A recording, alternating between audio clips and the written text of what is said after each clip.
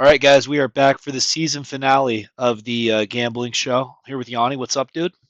What's going on, man? Well, I mean, right now my voice is shot. If you guys can hear it on the other side, I apologize. I had boots on the ground for the Niners and Bears on Sunday, and I yelled so loud, and my voice is still not returned. We record this on Friday, the following week, so it's almost been 7 days without my voice. Niners play tomorrow, big game for the NFC West. Yanni, who you got? You got our Niners, right? Who do I want or who do I think wins? I'll let you decide the answer to that question. I think the Seahawks are going to win. Um, I think they're going to be able to run the ball quite a bit. I think JSN gets loose, and I think the 49ers lose at home on Saturday. Rainy City bitch pigeons stand no chance against our Niners, dude. Big game, big fucking game. Okay. All right, Yeah. week 17 recap. Let's get into it. I had a 3-2 week, which is technically a winning week, but it's not a winning week because I parlayed everything. Just trying to chase a massive hole I've dug myself. So Texans money line started it off against the Chargers. I believe that was like a Saturday game or whatever. Like the NFL is making you get like 3 or 4 streaming services now to watch all their games. I was actually in a golf tournament at this time, so I did not watch the game. Yanni, did you watch the game? Was it totally the right side or what? I actually don't know. Yeah. Yeah. I mean, let me see what exactly the score. I want to say, I know they came back in the second half. They went down 14 points early.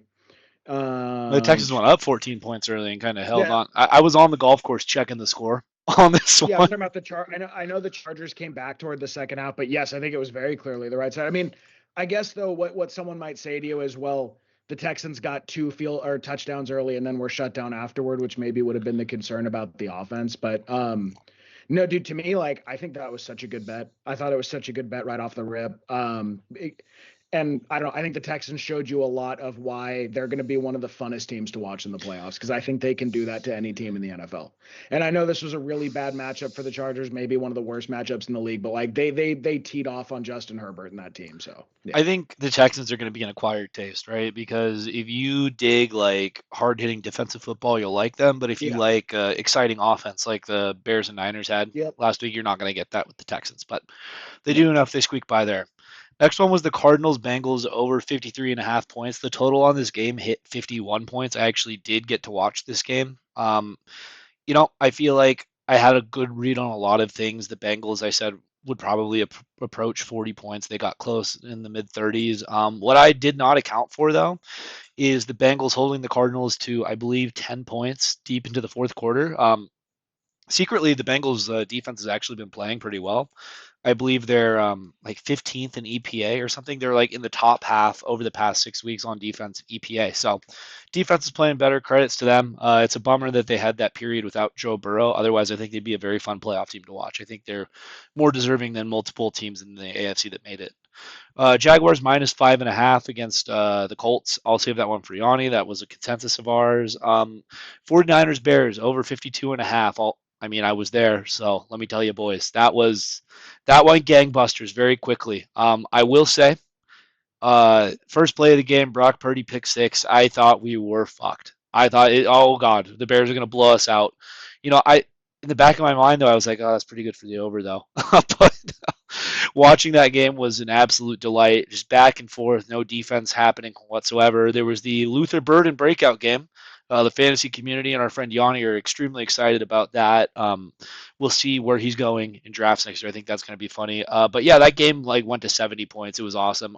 We brought our buddy Daryl went to the game. It was his first Niners game ever. So picked up a good one to bring him to.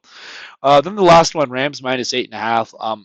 They outright lost to the Falcons, like in pretty stunning fashion to me. Matthew Stafford threw 3 interceptions. He's potentially played his way out of an MVP. This was totally the wrong side, and I'm almost happy it happened because number one, it puts the Niners in better playoff positioning, and number two, it made it so I had no shot to hit this 5 legger anyways, right? I was feeling the Cardinals Bengals like, oh, maybe I should have just taken the Bengals. I was really close. No, this read was so bad, this parlay was dead anyways. So makes me feel a little better. $0 in the boat, minus 100 because it was just $100 for one single parlay. We are going even lower, boys, down to minus $1,519.28. Season record drops to 38 and 47. So we've gone over the 45 game mark of losses. There is no chance that I can get back to 500 on the picks.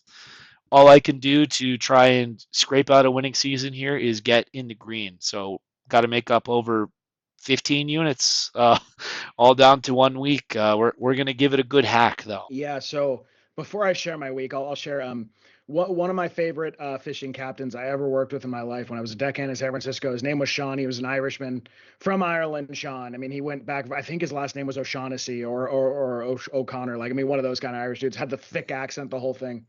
And he was peripherally in some way, he was in construction in San Francisco, so he was connected with Irish organized crime in the city, like the guys that were negotiating contracts with the city and getting inside jobs, the guys that were gambling. He was in with the underground gambling in San Francisco. So I told him that this was my last month working on the boat. I was going to go to school and I was going to try to make a go of it in fantasy and betting content. And I won't try to do an Irish accent, it would just be embarrassing. But he said, son, you should know something. Whatever your little games are, I've seen people's lives get ruined in this game. It's a game of wins and losses. It's a hard way to make a living, son. It takes you. It takes the man, and then there's not much of the man left if he gets in the world of gambling. And I'm telling you right now, you don't ever place a bet with us. You'll regret. He gave me this whole talk. It was a total movie moment. He has some big pool he does. I don't even know what it is, but I was asking if I could join. He said no. So the quote that stuck out with me is gambling is a hard way to earn a living, son. And this was from an Irishman in construction and all this stuff. And gambling is a hard way to earn a living. And this week was a heartbreaking week for me. A second heartbreaking week in the last three, right? It just is what it is. And that is because my 4-leg parlay busted on a blocked extra point and then Josh Allen dirting a 2-point conversion to a wide open receiver. So that was how my week went. Jags won by 6 against the Colts. Philip Rivers actually played a great game. The Colts defense played a great game with how red hot Trevor Lawrence has been lately. They made it a run. We got a little bit lucky with a field goal at the end there. I believe it was 17-17, and the Jags hit 2 field goals. And that's what covered the spread. Patriots minus 13.5. Dude, the spread on this thing should have been like 21 or 20.5. It was a 32-point win, 42-10. And they pulled Drake May, I believe, after the first drive in the third quarter. Drake May, thank you for the fantasy championships this year. I'll love you forever, buddy. Put up 32 and multiple championships for me. But yeah, he didn't even play towards. I mean, if they had left Drake May in, they probably could have gone for 56 or 63 points that week. That's something we're going to remember for next year. Is as it turns out, Mike Vrabel is not a gentleman's blowout kind of guy. If he gets up on someone, he really like pounds them into the dirt, which I love. And then the Saints minus 2.5. I made a bet that this is the best playing team in the NFC South. I thought they looked the best out of all the teams. They came out there and won by 12 last week. A little bit of back and forth, little tough game, but eventually Chris Olave goes nuclear in the fourth quarter. Not a whole lot to say there. Just a really good game. I'm actually excited for the Saints' future next year. Bummer that Olave's out this week. And then yeah, the Bills money line, like I said, man, just brutal. That is the second 4-0 week that has gone to 4-1 in the last 3 weeks on the last play of the game, and on kind of a weird play. I lost a bet on the Saints roughing or on the Panthers roughing the passer against the Saints at the 50-yard line, last minute field goal, lost the game. Lost this one on, like I said, that weird series of events. Just kills me because that was a 13.23 unit swing on that one play. I lost the $100 for the bet and then the 12.30 for the payout on the parlay. Just a heartbreaker. And then like Ted said, the Bills and 49ers over, the Bears and 49ers over. We were laughing like about apparently smart money preferred the under in this game, which was hilarious because those were not 49ers fans betting. As 49ers fans, we were in lockstep with hammering this one, and he got to be there for it. I was texting him during the game. I'm so jealous you get to see this because that was so cool. And for fantasy, by the way, I had a ton of Bears and 49ers going for fantasy, so that was awesome to like have that be the closer of fantasy championship weekend was just amazing. I will never forget that game as long as I live as a 49ers fan. So I think I lost $10 because I hit my individual bet and lost the 4-leg parlay. I'm basically 10 units in the hole this year. I'm 38, 46, and 1. No chance of coming away with a winning record this season. However, I do have an outside shot at coming away up on units if I hit a wild parlay this week. Well, you've already hit one this year, right? Why Yeah, not? Let's go sure. for another one. Week 18, when half the games don't Sure. matter anymore. Here are the Week 18 picks. We are chasing our tails, boys. 2 5-leggers for you. I will start. We have 3 consensus games here. I'm taking the Cowboys minus 3.5 against the Giants. I believe that's in Jerry World. I'm taking the Bengals minus 7.5 at home against Shador Sanders and the Cleveland Browns. I could not resist the Raiders plus 5.5 in Vegas. I guess I forgot the name of their stadium, but they're playing the reigning runner-up Kansas City Chiefs. Raiders plus 5.5. I think that's a steal. I'm surprised Johnny was not on it, but I'll have more on that when we get to that game. Next one, Rams minus 7.5. They let me down badly last week, and I'm just going right back to the well with them. They are playing the Arizona Cardinals, and I believe it's in SoFi. Then to close out the week, to close out this perfect 5-0 week, I had to think what game would better encapsulate this show and my betting philosophy than betting against a home divisional underdog in the Baltimore Ravens, spitting in the face of Mike Tomlin Black Magic, eating the wrong side of the number too, minus 3.5. I think this is a great bet. This is almost a process bet for me. But again, we'll talk about it more when we get there. So 5 leg parlay. If it hits, we get back $2,593.41. No other return because there's no single games. Ticket cost is $100, and it's this simple. If the parlay hits, I'm in the green, and I can say I won in some aspect this season. If any of those games do not hit, I just lock up minus 16, $19 on the season, and I go into my cave and lick my wounds for an entire offseason. I hope to God I have not hit a 5 leg parlay in 3 years.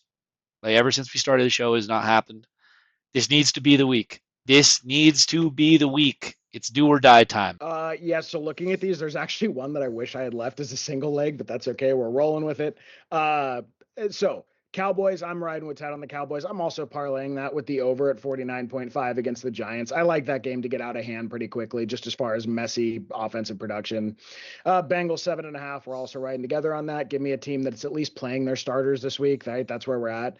And then the Lions +3. This is a team I maybe should have left this as a standalone, not included in the parlay. However, if it pushes it +3, you get the other 4 legs of it. So maybe it's a free roll.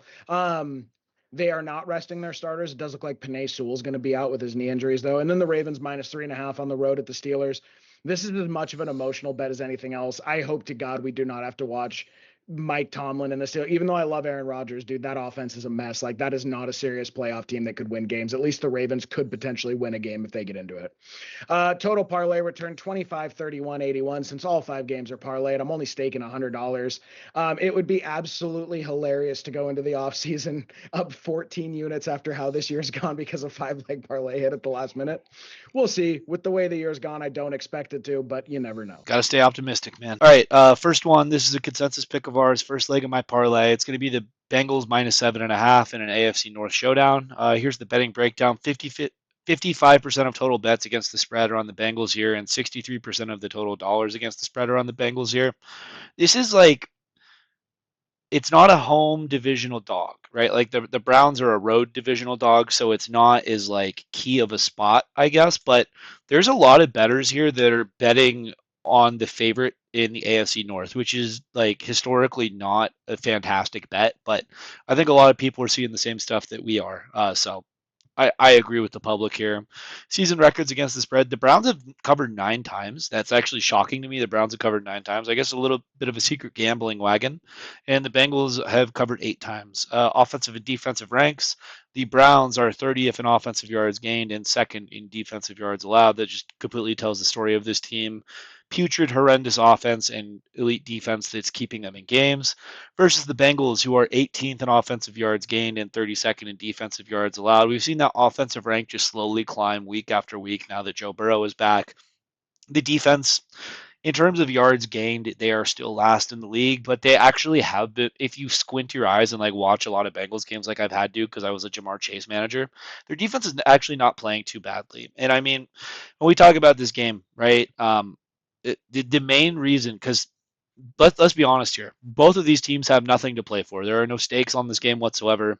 The Bengals are not playing for a playoff spot. To me, it feels like probably a lost season for the Bengals. I think the guys in that locker room have to feel like they're a good team that like had bad luck and didn't get in. Right, played poorly down the stretch. Too many flaws with the team. Right, and the Browns obviously they've been Cancooning like ever since week 8. Like they have not cared.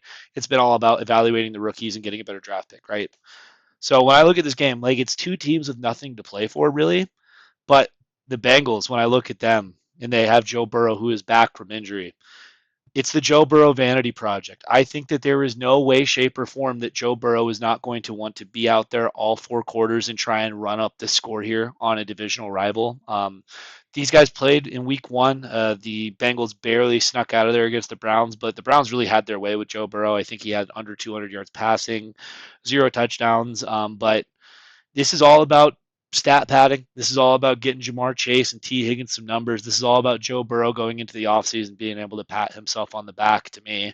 And quite frankly, right, like this Browns team, I cannot sell them enough. I understand they got a big win against the Steelers last week. I believe the final score was like 10-6 or something like that. But the offense is fundamentally broken with Shador Sanders back there. He will hit a couple deep plays, but he throws a ton of picks. He misses a lot of throws.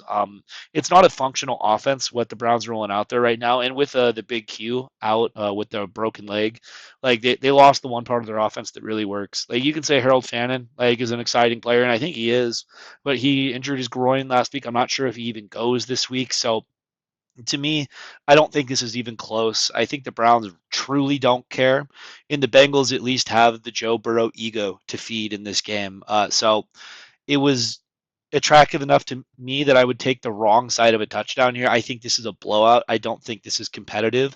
I think this is the story of like two teams, right? Two teams that ultimately like just suck and are not going to be in the playoffs. But the Bengals are going to be telling themselves they should have been there all off season, and the Browns are going to be in like that rebuild mode, the eternal Browns rebuild. They've never stopped rebuilding the entire time they've been a franchise, really. But that was my read on the game. How did you land on the Bengals -7.5, Yanni? Dude, you got most of it. And yes, Harold Fannin Jr. has actually been ruled out with his groin. So if you're telling me that their three best players this year at certain points have been Joe Flacco, Harold Fannin Jr., and Quinshon Judkins, and they're all out. So that's really it. Not a whole lot to add, dude. And then I think this is the most important game of the Bengals season because it's the last one. It's all they're going to get. And they're going to go into an offseason where I believe they'll be in the head coaching hunt. I believe Zach Taylor gets fired this year. And they probably want to make a good impression on whatever coach is coming in. Joe Burrow is probably going to be involved in the coaching search. He's going to insist that he keeps his guys together, Chase Brown, Jamar Chase, and T. Higgins. So this is sort of a chance for them to set the table for all that. So I think we see a great game out of Burrow and company. Very excited to see if Myles Garrett can get, I believe he's half a sack off the record. Yeah, I think Myles Garrett's going for the record this game. Mm-hmm. Reports actually were that Zach Taylor was not on the hot seat. I Okay. wonder if because I think the Bengals need to make a coaching change, right? Like I'm not a Zach Taylor fan. They have been largely terrible with him as the head coach. I just wonder though, like if the Bengals just run this thing back and they say, "Oh yeah, no, it was the Joe Burrow injury completely derailed this thing." Also, Yanni, do you co-sign on my Joe Burrow is a weird, rich egomaniac narrative that I like to tell? I don't know. No, I'll co-sign on half of it. That you've always said that you think that it is his desires that are setting their budget demands, which I did not buy that until I've heard it from enough other like enough not other people. Not that I don't take your word for things, but I'm talking about like people with sourcing have started to say like no that was Jamar Chase over Penei Sewell was Joe Burrow, and then signing T Higgins was Joe Burrow. Like so that part I do buy in on. Is he a rich? I don't know, dude. He strikes me as just like a suburban white dude. Like, we're from the East Bay Area, like a Walnut Creek kid, played private ball his whole life, lived in the suburbs. Like, it just strikes me as that kind of thing, like a well-to-do suburban kid. And maybe that is a little weird, but I don't know if I would say like rich little egomaniac. Do But you I do do you agree know that what Christmas gift he got his offensive lineman? no. So he got Uh them all like prehistoric fossils. So like Ted Karras yeah. was like doing an interview. He's like, yeah, he got me like this woolly mammoth tusk. He's like, yeah, Yeah, he's like weirdly fat. Like I think he's a weird dude. I like yeah. because I watched the quarterback right, and Joe Burrow like he was in season 2 of the quarterback, and like Yeah. he does these interviews like sitting by himself like at the dinner table with his mom and dad. It just seemed weird and fake to me. I don't know. This is totally me like trying to read minds, and you can't read other people's minds, right? But something's fishy about that guy. He is the most NBA NFL player I think we have in the league. for sure. Yeah, it's possible to me. Again, to me, right, as a a pending psychologist, I would be more inclined to say he's like mildly autistic, which I think rubs people the wrong way. Like giving dinosaur fossils, dude, is very. He's got a touch of the tism, as we would say in the field, right? And I don't really. To me, that's not a good or bad thing. Like it's just quirky. You know, he's a quirky fella. But I don't. But where it would be a bad, like if he went to the Bengals and they said, "Hey man, do you want two O linemen or T Higgins?" Dude, you're talking about like getting an extremely premium center and an extremely premium guard, and you have Jamar Chase there. And really, Yoshivash looks like a pretty capable player. They had Boyd was a decent slot. Like they're pretty good at drafting receiver. If he went to them and said, "No, don't rebuild the interior of the O line. I want T Higgins here with Jamar Chase," then I can't feel bad for whatever he's going through with injuries, with getting hit, with losing his love of the game. Like it's because a wide receiver is not a force multiplier the way buying 40% of a premium offensive line would be. So that's where I would be not willing to be sympathetic anymore because I really was in a sense, right? Because I think he's one of the most talented players in the league. But there's no fixing that. If he chose T Higgins over again, like a $15 million a year garden center gets you a really goddamn good garden center, you know. So that's on Joe. Well, it I feel like it's unfair, right, to expect players to be general managers as well, Of right? course. Because like obviously you build a relationship with the guys you throw the ball to, right? You don't want to see your team get broken up. That's where I feel like it's not really on Joe Burrow, even though he's asking for it, right? I feel like it's more on the Bengals like Right. front Say office, no. right? You need to be Say able to no. say no, but like it feels like they fell backwards into this player that's generational and they're just like doing everything they can to make him happy, right? It's like LeBron in LA. Like look at the Lakers, they draft Bronny James because LeBron's there, right? So I don't even blame Burrow so much as the Bengals as a whole. The first thing they can do to make their team better though, get rid of Zach Taylor, please. Yeah. I wonder, dude. I wonder. Okay, speaking of an interesting head coaching position in the Giants going into next year and possibly the Cowboys, I heard some talk they might fire Shoddy. I don't know. I think he's done a pretty good job this year. Cowboys with a minus 3.5 point favorite on the road at the Giants. The total for the game is 49.5. I'm also going to be betting the over there, but me and Ted are consensus on the minus 3.5 for the Cowboys. 61% of total bets against the spread have gone on the Cowboys. However, 50% of total dollars bet against the spread have gone on the Cowboys. That is an 11% big money lean toward the New York Giants at home. I understand why. 58% of total bets have gone on the over. 56% of total dollars have gone on the over. So that's pretty even money. Against the spread this year, the Cowboys are 7-9. The Giants are 8-8. And then over under. The Cowboys have gone over 12 out of their 16 games. They are 12-4 over under this year. And then over under for the Giants, sneaky offensive wagon, 10-6. The Giants actually have been, again, I just call it kind of slot ball, you know, whatever you want to call it, just a mishmash of big plays going off. The Giants have had a propensity for doing that this year. The Cowboys, it's more just like a steady stream of nonstop garbage defensively, and then actually really good offense on the back end. The Cowboys are the number one offensive team in yards gained. Dak Prescott has his eyes on the passing crown this year. George Pickens is top five in receiving yards and receptions. CeeDee Lamb didn't quite get there on a total basis, on a per game basis. He's been pretty good. Defensive rank 30th for the Cowboys, and then offensive rank for the Giants 15th. Defensive rank 29th. So Jackson Dart obviously has had a pretty rough go of it the last couple weeks. He hasn't quite been playing the explosive ball we saw in the beginning of the season. Obviously, the figures started to come out, right, that he was getting banged up quite a bit. He was going in the medical tent every single game. He was being checked for a concussion every single game. He was missing multiple games with a concussion or getting flagged for one. Um, they stopped running him as much the last 2 weeks. I think that's really impacted the offense. Shocking statistic I came across this week. I'm sure you all saw it on Twitter. Tyrone Tracy Jr. is the only player from the 2024 draft class to get 800 yards this year. The only one. Not Lad McConkey, not Brian Thomas Jr., not Malik Neighbors, not Brooks, Jonathan Brooks, the good running back that people thought was a good running back. The only one was Tyrone Tracy Jr. And he's actually played pretty good ball. He didn't have the best game against the Raiders. So why am I betting on this game? It's pretty straightforward. Over 49.5 for the Cowboys. I think the Cowboys are live to go for 28-35 here, no problem on their own. So at that point, do I trust New York to muster up 17-21 points? I do. I do think they can get there. They've competently moved the ball against bad teams, and I also wonder, one, oh my God, what's their head coach's or what's the interim head coach's name? The former quarterback, Kafka. Kafka. I think Kafka is a legitimate head coaching option for the New York Giants. Most of the time, these interim guys aren't. He's been around the organization for years. He's been groomed by leadership for years. They do look like they're keeping their front office. I think Kafka really cares about making a good impression this year. Wandale Robinson's actually playing pretty good wide receiver for him. So, like, I think, and Theo Johnson's a good player, Tyron Tracy, right? I think that they're going to be able to move the ball and score. I'm really not worried about that. And for the Cowboys, like Ted was talking about it in pre-production meetings here, they actually do probably really care about Dak claiming the crown of the number one passer in the league. There's a lot that goes into that. One, Jerry Jones and Shoddy probably talk every day. I will never forget when Jerry Jones said he hired Mike McCarthy because he had him over for a sleepover for the weekend. That is the funniest thing I can imagine is Mike McCarthy in his like big silk pajamas eating at Jerry's breakfast table, probably in some sprawling mansion. He's like a personable guy. Well, Jerry Jones paid Dak Prescott. I believe Dak Prescott received the highest salary in the NFL this year. I'm not positive about that, but I think so. I think it was like 65 million.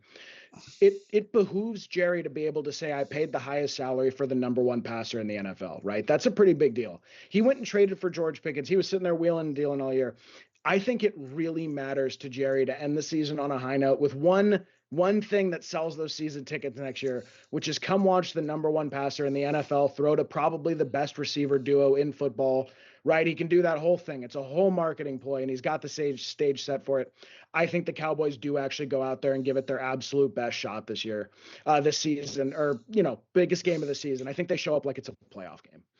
George Pickens is either going to be franchise tagged or hit the open market. I actually wonder if he's more likely to hit the open market now than he was like a month ago.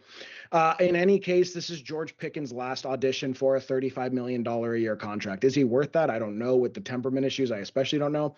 But this is his last chance to kind of put that on tape, go in with this season and take that to market. So I expect to see a huge George Pickens game. For CeeDee Lamb, this is going to be the most significant game he plays until next year. It just is what it is. It's the way their season went. Javonte Williams, I believe, was just a one-year contract for the Cowboys. So they have a lot of guys here that are going to go to market with what's happened here or are going to be marketed based on what happened here. It was a very easy bet for me. It was the first one I put down in my list. Give me the Cowboys -3.5 and the over at 49.5. And don't get rid of Jackson Dart. I hope the New York Giants don't get rid of Jackson Dart. If they do, if they get 2 1s and a 3 or 2 1s and a 2 for him and then Mendoza, if they want to do that, I understand. I do actually understand that because that's a pretty hefty package. But if they were to get rid of Dart for like a first round pick and then take Mendoza, I think that is an extremely risky move. To me, he's a really good player. I'm looking forward to drafting him everywhere in fantasy next year. It would be a shame if this is the last game we see him in a Giants uniform. Never having played a full game with Malik Neighbors, never having played a full game with Malik Neighbors and Cam Scattaboo. What a waste, but we'll see next year. Yeah, man. I think that if the Giants were to trade Jackson Dart, it's absolute malpractice, right? It's the Yeah. bird in the hand or two in the bush question, right? Yeah. Like with the rate that we see generational talents not pan out in the NFL, when you have the guy in the building, you need to hold on to that. I do not care what someone else offers the Giants. You cannot trade Jackson Dart if you end up with the number one overall pick. If they want picks, they can just trade out of that first overall pick if they get it, right? 3 1s. You can get 3 1s for Fernando Mendoza if you want to trade him this You year. can get Oh, two. excuse You me. can get two future ones if they have the number Excuse one me. overall pick. Yeah. I'm sorry. They blew the number one overall pick. I forgot. It would be the number 2 pick. But if I guess the Raiders Well, have no, taken Mendoza. yeah, Maybe no. not If both. the Raiders win, then the Giants have the number one overall pick, man. Like so. No, I don't think so. Yeah, I don't think so. Really? I think so. Yeah, I think Okay. they're. Keep If, talking. Keep talking. I'm gonna so check. here's the deal with this, right? When again, this is two teams that have nothing to play for, so to speak. So you have to be like very careful with these. But Yanni hit on a lot of like the reason I came to the Cowboys, right? I feel like there's a lot of Jerry Jonesing going on here, and there's a lot of personal pride and like statistics for the year end, right? I think that Dak going for the passing title is massive. He's gonna want his boys out there. I think that Jerry Jones, like Yanni said, like this is just all to pat yourself on the back and say, look at this great job we did, right? And on the other side, the Giants, it absolutely behooves them to lose this game. I believe they should still be in the running for the number one overall pick. That's why people are talking about them trading Jackson Dart because it's replacement with Fernando Mendoza, right? Again, I think the Giants, even though Jackson Dart's going to play hard, right? The Giants team is going to play hard. They are just severely undertooled. They're entirely too injured at this point. To me, it just feels like if the Cowboys are going to play a full game, right, then they should easily win. I would have bet this up to 7. My only worry in this would be if Dak like shreds them so much at the beginning of the game that he like sits down in the fourth quarter or something, and the Giants backdoor cover. I do think there is backdoor cover potential here because I like both offenses. That's why Yanni was on the over. I didn't take the over just because these totals have burned me so much. I've been losing these totals left and right. So I wasn't as confident in the over, but Cowboys minus 3.5 was where I landed. So we'll discuss this on your Raiders pick because it's an interesting conversation, but we will shelve the conversation about the first overall pick until then. But you are correct. I mean, it's a perfect segue. It's next. I'm taking the Raiders plus 5.5 at home against the Kansas City Chiefs. We'll see if I'm going to cover what you were going to say. So here's the betting breakdown. Only 45% of total bets against the spread are on the Raiders here, and only 33% of total dollars against the spread are on the Raiders. So it's not a public pick. It's not a whale pick at all. I think that whoever is betting the Chiefs here is completely stepping in it. And I think that this is probably my favorite, other than the Ravens, which is like a process bet for me. This is my favorite pick of the week. I think this one is sneaky good in a week where half of the games mean nothing, and this game certainly means nothing to both of these teams. I think we got a good value here. Season records against the spread. Both of these teams have covered 6 times. They've just underperformed. I get as a 2-win team. You could say the Raiders have overperformed to expectations, but I won't even give them that though because they've looked so bad. Offensive and defensive rankings. The Chiefs are 17th in offensive yards gained and 10th in defensive yards allowed.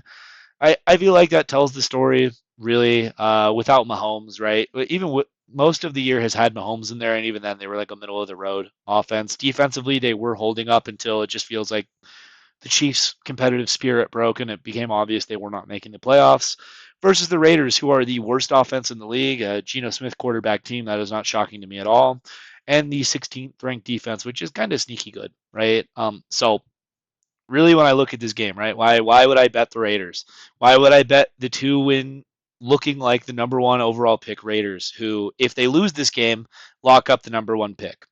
I don't know how many fans we have here that are also South Park watchers, but an episode comes to mind. It was where South Park is like in a baseball tournament. It's like the Bat Dad episode where South Park is like purposely trying to lose baseball games, and they're like not as good at losing as the other team, and they like go to the finals or whatever, trying to lose the entire time.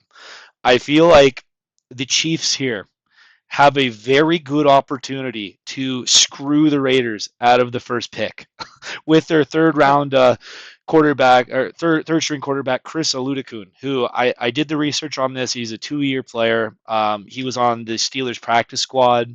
The Chiefs signed him for some reason. They're down to their third quarterback. The Chiefs cannot move the ball any way, shape, or form. They kind of built their team to be a total Patrick Mahomes team. They cannot run the ball with Pacheco or Kareem Hunt, and now they can't pass the ball because they're missing like the goat like, as their quarterback. So to me, this entire team just is completely off the rails at this point. We saw a spirited effort last week against the division rival Broncos in Arrowhead, right? But I don't think they're going to have the juice this week. I don't think that this current iteration of the Chiefs offense should be favored by a touchdown over anyone. I do not care. They should not be favored by a touchdown over any team, right? And the Raiders on the other side, like obviously they have shut down Max Crosby, they've shut down Brock Bowers, right, for the season. It's clear the Raiders want to tank, but they still got Geno Smith out there. And while Geno Smith is not a good quarterback by any means, I don't think he should be a starting quarterback in this league. He is leaps and bounds better than Chris Aludikun, right? They have the more premium skill position still. They have an Ashton Genty out there at a bare minimum, right? I feel like the Raiders, like the guys that are in that huddle, they don't care about the Raiders draft positioning. Half of them aren't going to be there, right? Geno Smith sure as fuck doesn't care if the Raiders get the first round pick and can replace him at quarterback. I feel like Andy Reid and the Chiefs have an opportunity to completely screw the Raiders out of a pick. I think they I think the Raiders win this game. I think the Raiders blow the first overall pick because the Chiefs are not only wanting to lose the game, but I think they're that bad. And then the other little backdoor of this game that I think a lot of people either will disagree with or don't really have on their radar, right? A lot of people have kind of assumed that Travis Kelce is done. after the end of this year. Like maybe like as of 4 or 5 weeks ago, people started like really buying that this is the last Travis Kelsey game, that there's going to be last Travis Kelsey season. I don't think that Travis Kelsey wants to go out like this, right? I think the Chiefs lose this game. Travis Kelsey says, "I'm not going out like that. I'm coming back again next year. One last ride with Mahomes to get an actual run at it." So for all of those reasons, I think the Raiders have a chance to outright win the game. I think even if they don't win the game, the Chiefs certainly shouldn't be favored by this many points. I think it's a screaming value. Raiders plus 5.5. What do you think, Yanni? Is that gross enough for you?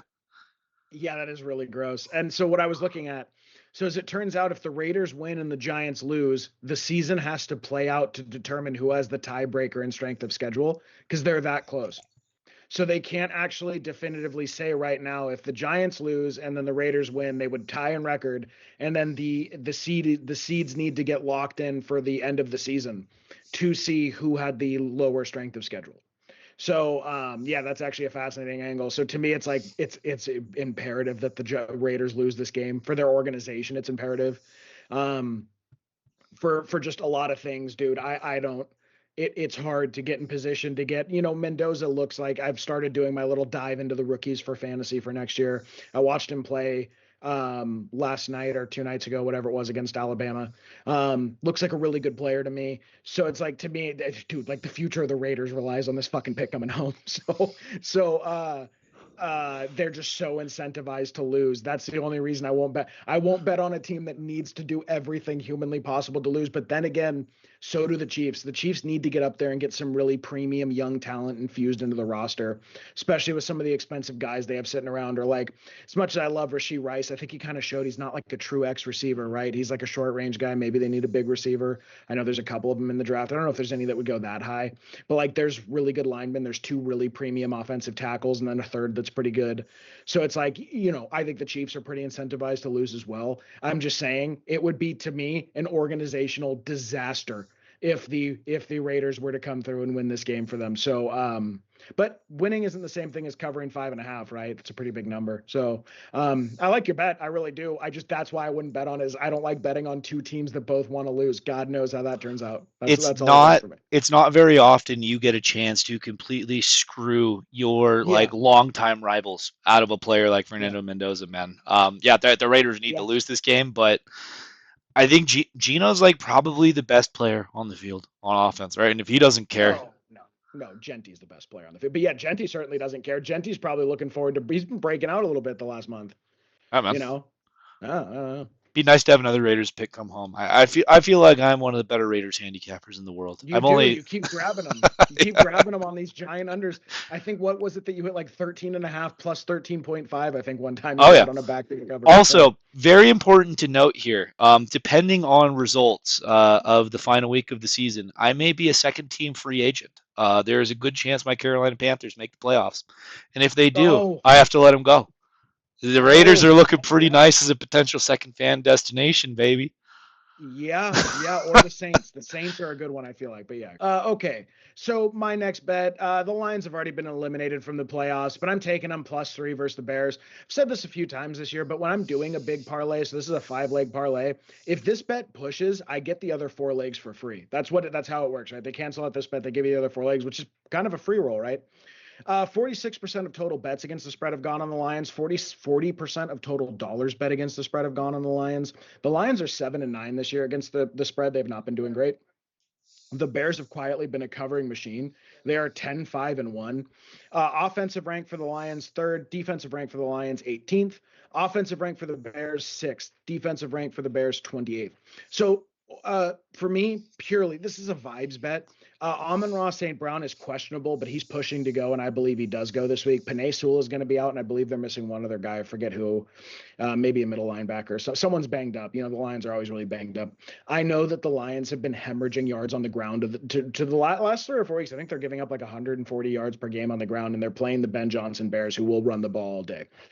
So last week I was telling on my 49ers picks, I gave out the Niners -3 in my 49ers hub bets because I felt like that was such a good number. I felt like the bill would come due on this thing the Bears have been doing where they have consistently gotten out to slow starts and then have had to play catch up in the second half. Now, against the 49ers, that didn't matter because their offense gave up 300 yards to a geriatric Phillip Rivers, right? But this is not quite that. I know the Lions haven't been great, but they have been, middle of the road offense for most of the year. They were flirting with top 10 for a while and then got really injured. I think the Lions are going to treat this game like it is their Super Bowl. I think Ben Johnson does not want to go into the offseason getting his ass, or excuse me, Dan Campbell does not want to go in the offseason getting his ass handed to him from his former offensive coordinator, Ben Johnson. They treated this game week one like it was a Super Bowl. What did they hang on him like? I don't even It remember what it was was. like over 50 points. They won by like 30 Like against it Ben was like Johnson, and he got 52 to pissed at the 20. presser. Like Ben Johnson was like, Yeah. "That's what he does." Yeah. Well, yeah. I mean, I thought he took it like a man. He was like, "Look, man, Yeah, that's what Dan Campbell does." So to me, right, if there is such a thing as a rah Campbell spot, this is it. This is it, man. This is for all the fucking marbles. The Bears can't stop the run very well. They can't stop the pass very well. They can't stop anything very well. The Lions are pissed off. Their season's gone south. The one thing they can do, the one thing they can hang their hat on going into this offseason is they did not lose to the division winner Bears. They did not lose to Ben Johnson. And then even, let's say in the first half they go in there and they get up like 14 or 20 points. At that point, the one seed is pretty well and gone for the Bears. I don't know how the other seeding scenarios work, but I don't think they really have a chance. I believe it's the 2 or the 1 seed for them. Uh, yeah, I think that's how it shakes out. Well, if it's the 2 or the 1 seed for them, because the Eagles are resting starters. The Eagles are locked in the 3 or 4. The Rams are locked in the 3 and 4. The Bears are locked in the 1 or 2. okay, If at real quick, halftime, real quick. The Bears can only get the number 2 seed. They have to win this game to ensure that oh, they get the excuse me. number Okay. 2 seed. Okay, I thought they could still get the 1. I guess it's not, huh? It's Seattle or Say. Oh yeah, because Yeah, it's Seattle has Seattle to or win San the Francisco. division Yeah, game. that's it. Excuse me. Okay. Okay. So, well, okay, then the 2. That's weird though. Why are the Rams resting starters then? Or why are the The Rams Rams are why not are the resting Eagles? starters. The The Eagles, I the, mean. the Eagles are resting starters because I They don't just think they decided they care. don't care. Yeah. Okay. Okay. Okay. My bad. I assumed the Eagles resting starters meant that the 3 and 4 seed was going to be locked in. That's bizarre to me, but okay, fair enough. Um, I don't know, man. I think the Lions could score 45 or 50 points here. And like I think the Lions are going to play vicious defense like their life depends on it because they want to beat Ben Johnson. To me, it's again very vibes based. Pure I'm betting on a raw Dan Campbell spot. That's all this is. I think he wants to send Ben Johnson in the playoffs feeling shitty about his team. I think he's going to tell his team that. I think Amon Ra is bitter.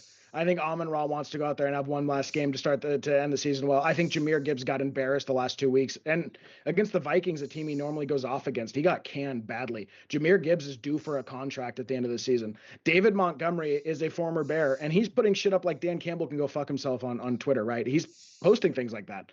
So to me, the emotions are so high for this offense. I love the line. Maybe I should have just bet the over in this game too. I love the Lions to come out and do. I know it's in the outdoors in the winter in Chicago for Jared Goff. I do understand that, but I think the run game is just going to be going. I don't know. I feel really good about this, especially at +3. Again, at worst case scenario, it pushes. I get the other 4 legs in my parlay. Give me the Lions +3 on the road at the Bears, and don't be surprised if this one's an ass beating on Sunday. I really think there's a chance that it gets out of hand pretty quickly for the Bears.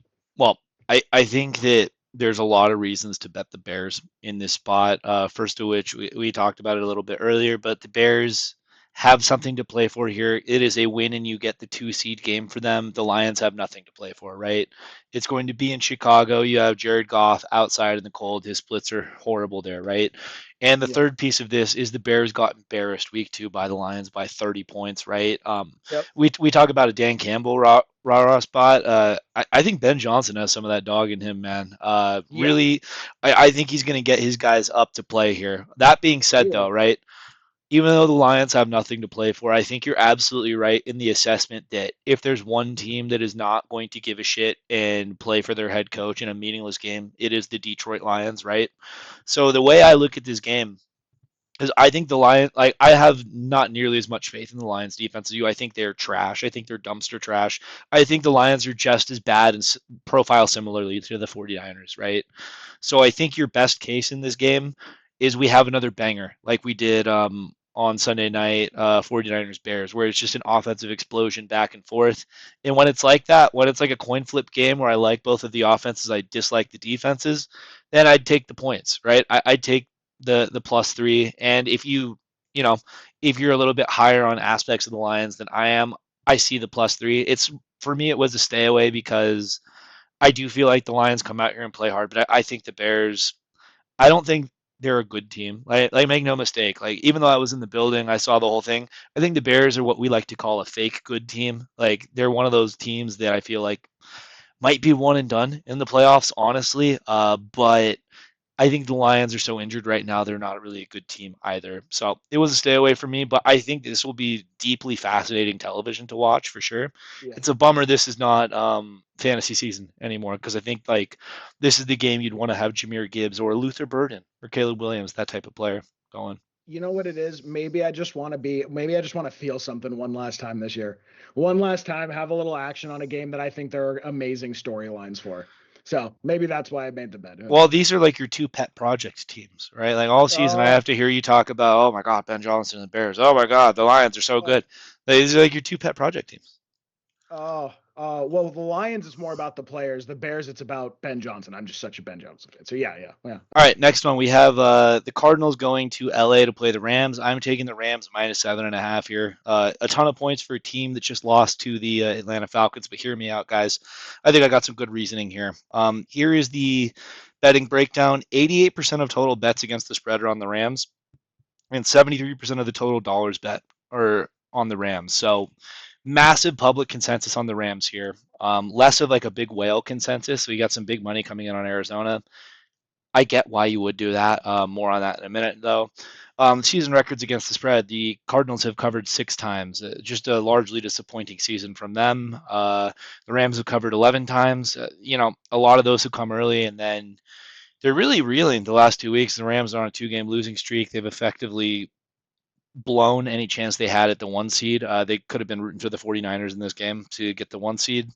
Offensive and defensive rankings: the Cardinals are 19th in offensive yards gained and 26th in defensive yards allowed. I think that tells the story of that team. They're kind of a middle of the road, garbage time offense and just horrendous defensively. And the Rams are second in offensive yards gained and 17th in defensive yards allowed. So great offense. The defense, they were playing really well at the beginning of the season. We're seeing some kinks in the armor though, and I think that based on their personnel, it makes sense that that's where their defensive ranking is. So this game, it's a pretty interesting one, right? Because traditionally, Sean McVay loves resting his starters. The Rams are playoff bound. Usually, this would be a game where we'd see James Garoppolo. We'd see our friend Jimmy. Week 18 is Jimmy week in LA. But Sean McVay came out after the Falcons game and said, no, we're playing our starters. We need momentum going into the playoffs here. And technically, here's what the Rams have at stake. If the 49ers lose to the Seahawks on Saturday, if the Rams win this game, they slide into the 5 seed, which means that they would play the NFC South champion, which is going to be either the Porta Potty Panthers or the Buccaneers. Not like so. If things shake the right way for the Rams, like they have a lot to play for in this game. Um, Even if the 49ers win and lock up the 1 seed, though, what the Rams have to play for, I think more than anything else, and what I think Sean McVay is going to do here is try and win Matthew Stafford the MVP. Matthew Stafford was the MVP betting favorite up until last week. The people who bet or not bet MVPs, but vote for MVPs are apparently very fickle because one bad game against the Falcons has now made Drake May the favorite. If you look at the statistics, it is not close. Matthew Stafford is far and away like having statistically the best year of anyone in the NFL. Matthew Stafford should be the MVP, but I don't think that if he does not pop off here, he's going to get it. Right? Matthew Stafford, in my opinion, is one of the greats to ever play the game. He deserves an MVP. I feel like Sean McVay wants that for him too, right? I think Matthew Stafford wants to add that to his resume. I think Sean McVay wants to add that to Matthew Stafford's resume, right? Help him achieve that. I think the Rams need to go into the playoffs like with some sort of momentum, right? Because 2-game losing streak right now, especially dropping that game against the Falcons, it looks really bad, right? I don't have the exact figure on hand, but there is a stat about a double-digit favorite the previous week blowing like or just outright losing then coming back the next week, like, so the market kind of overcorrects on these things typically speaking, and usually the next week the team that underperformed like I guess, overperforms and covers that number. So really, right? Like the Cardinals are toast, man. Like what some things about their team are working well right now, right? And it's specifically like Michael Wilson and Jacoby Brissett and Trey McBride in garbage time. Once they get down by like multiple scores, right? The Cardinals defensively are so injured that like it's not even the same team anymore from like the first 6 weeks of the season where they were like potentially one of the best like 3-8 teams of all time. Now like the wheels have completely fallen off here. It feels like Jonathan Gannon is probably a lame duck. I think he will get canned at the end of the year. And the Rams, right? Like I think they're actually going to try here. Obviously, I would not be betting this number if Jimmy Garoppolo was playing for the Rams. And when we talk about an MVP, right? Like Yanni, how big of a replacement do you think it would be if Jimmy Garoppolo was the quarterback of the Rams versus Matthew Stafford? I think they're probably a losing football team. I think they're under 500 at that point, man. Right? Like that's the Yeah, definition of an MVP to me.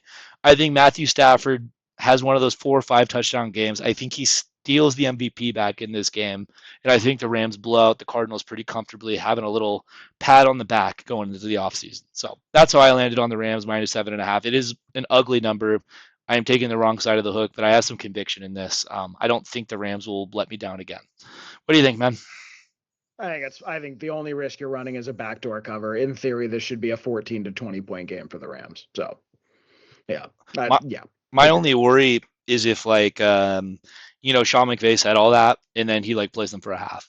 And then Yeah, I he could. I might I'll tell you what, I'm going to be very upset if I have the Rams -7.5. They're up 14 and James Garoppolo trots on the field in the third quarter. The Throws two hopes of my touchdowns. gambling season on Jimmy Garoppolo. That this is my worst case scenario, but I'm thinking they play all the way through, get Stafford that MVP. I mean, it seems like he wants to get him right, right? So, a game that's a pretty weird one to bet. The Ravens -3.5 on the road at the Steelers. So Tomlin's a +3.5 point underdog. Tomlin is an underdog by more than a field goal at home against a division opponent is a very strong trend. We're bucking. I want to say 66 or 67% in those circumstances. 45% of total bets against the spread have gone on the Ravens. 44% of total dollars bet against the spread have gone on the Ravens. So bettors and the public lean toward the Steelers, 55% and 56% respectively. Against the spread this year, the Ravens are 6-10. The Steelers are 8-8. Both pretty average teams, all things considered. Offensive rank for the Ravens, I'm surprised they've even managed to be the 16th ranked offense with Lamar missing huge chunks of this year. Their defensive rank is 25th. Offensive rank for the Steelers is 28th. Defensive rank 27th. A defensive juggernaut they are not any longer. Let me look while I'm talking. We'll throw it in my browser. Is TJ Watt going? He TJ is, yeah. Watt is, quote, excited to play against the Ravens. So that'll really help the defense because obviously he's one of the best defensive players in the sport. Um, all things considered, though, so Lamar Jackson came out. It was actually really interesting because he doesn't have an agent. I forget who flagged this week. It sounds like a Florio thing to flag, so maybe it's Florio. But someone flagged that, well, he doesn't have an agent, right? So John Harbaugh actually went out there and like went to bat for Lamar, went into detail about what the injury was, about how serious it was, about why he couldn't go, and made it clear that he has never once flaked on the team. That was amidst reports this week that seemed like they came from the team, but maybe general management, about Lamar playing too many video games and not taking things as seriously in the offseason and not working on his diet the way they had wanted him to work on and get in the shape they think he could have gotten in. Pretty interesting, like some legitimate strife between the two organizations. While that was all going on, Derrick Henry went out there and had the best game of his career in terms of the highest number of carries, the highest number of yards, and the highest number of touchdowns on fantasy weekend. Thank you, buddy. I'll love you forever. Uh, I think the Ravens offense is just so much better than the Steelers. I think the Steelers defense is honestly worse than the Ravens at this point in the year, even with TJ Watt. And I think like Lamar and John Harbaugh have a lot to play for. And whether or not they stay together next year, I know some people have said this is the hot seat bowl between the two longest tenured coaches in the NFL. Like, does the loser get fired? Do both of them get fired? I think it's possible. Um, We'll talk about this in some of our offseason content, but my big thing is I want a team to be super ballsy and trade a third or a fourth round pick for Mike McDaniels from Miami. It's probably not going to happen, but I want to see like the Bengals go get Mike McDaniels off Miami, or to see the Ravens go get Mike McDaniels off Miami. That's what I want to see most, more than anything in the whole NFL offseason, is one of these stud quarterbacks to end up with Mike McDaniel. Who knows? Probably won't happen. But I think they have a ton to play for here. I really do. I think Derrick Henry has a ton to play for here in terms of legacy. It's probably one of his better shots to win a title that he's ever going to have in his career. Um, you just don't know how many of these you're going to get. And the AFC is very, very soft this year, all things considered. So I think we see a really good game out of two of the best players in the NFL from Lamar and Derrick Henry. I think Aaron Rodgers throwing to not DK Metcalf just does not have the weapons. His big 300-pound tight end broke his arm this weekend. He's out too, probably one of the more fun players to watch on the team. So at that point, they're going to be relying on Gainwell, on Jalen Warren, Kenny Gainwell, and Pat Fryermuth and Adam Thielen, right, to will them into a game where I don't know. I think there's been a lot of talk about the Ravens, and I think the Ravens are going to really get up for this one. And God willing, they do, because I think they could actually win a playoff game. I think they could maybe win two. Very unlikely, but I think they could. And I think their offense, when it's on, has been one of the better offenses in the league. Even this year, when their offense is really rolling, they have like 500-yard capacity on that team, right? When Derrick Henry's really going, as we saw last week, he is still one of the best running backs in the sport. I just think the playoffs would be a lot more fun. And again, I love Aaron Rodgers, but like the difference between the Ravens getting in or the Steelers is pretty huge in terms of entertainment factor. I expect the Ravens to go out here and play a really good game. I think they take it to the Pittsburgh Steelers. I think Mike Tomlin breaks his playoff streak, and I think Mike Tomlin gets traded to an up and coming franchise next year. I think one of these unstable teams is going to be willing to trade picks for Mike Tomlin. Andy Reid changed teams. Sean Payton changed teams. Maybe Kyle Shanahan someday changes teams, right? Some of these really good coaches change teams, and the change of scenery is what finally gets them there and the lowly franchise. So I just wonder if it all kind of comes crashing down.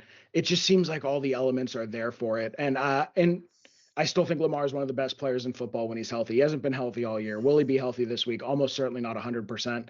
But does he find that extra gear born out of motivation from all the trash talk? I think he does. I think he does. I think we get a really big game here from the Ravens. So, full disclosure, on this game, I am actively going to be rooting for the Steelers.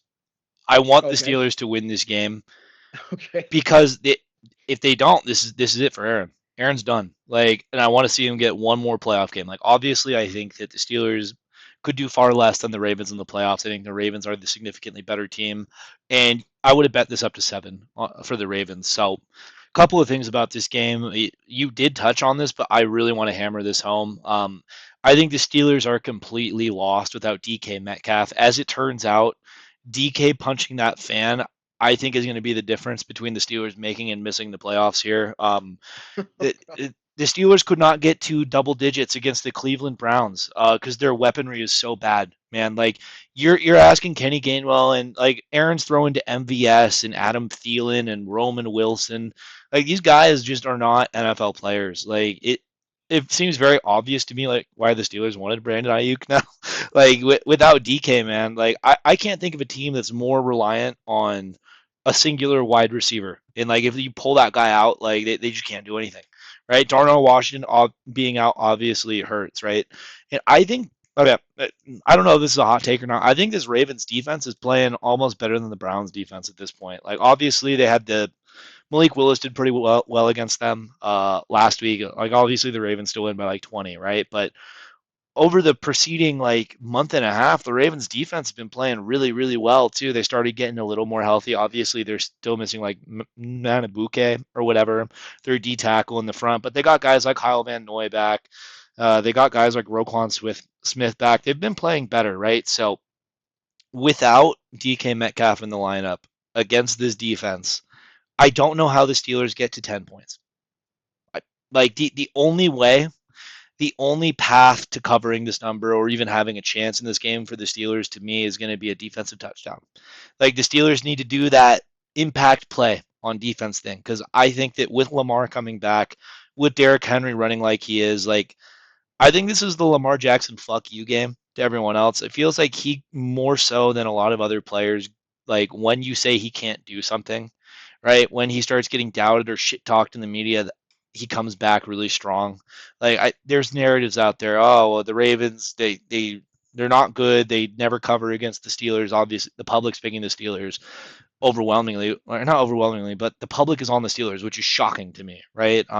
People are saying that the organization might be done with Lamar. I think that Lamar is going to come back in this game is like a legitimate fuck you to everyone who's doubting him. I think we get one of the good Lamar games. I think this was the first week he was not on the injury report like all season.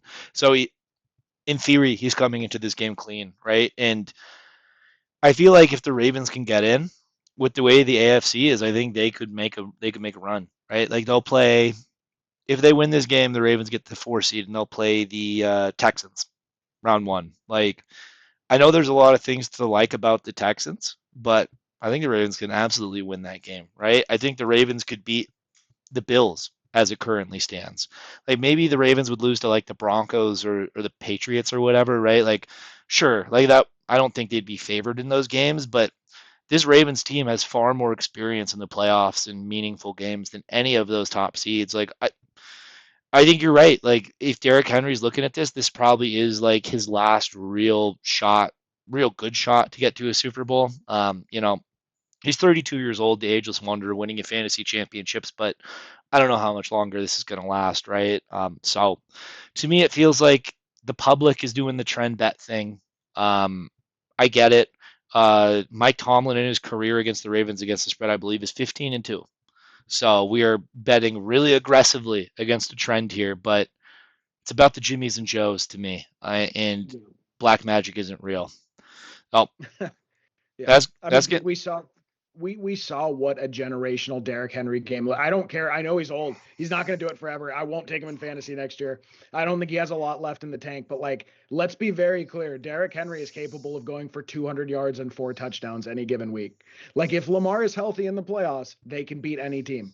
They can beat any team. It just is what it is, right? So, yeah, absolutely. The way that guy like conditions his body in the off season and the way he prepares, like he's an anomaly, right? Like usually the old number was 30. Like as soon as running backs hit 30, they fall off a cliff, right? We started seeing a couple of guys like not completely go over the edge at 30, and Derrick Henry's 32 and looking like the best player on the field. it's Yeah, it's pretty incredible, exactly. man. It's just a total outlier of a person, like very fun to watch in the winter months. But yeah, that's gonna do it for us. If you made it through the whole video, thank you. Please like, subscribe, hit the bell. It helps the channel out.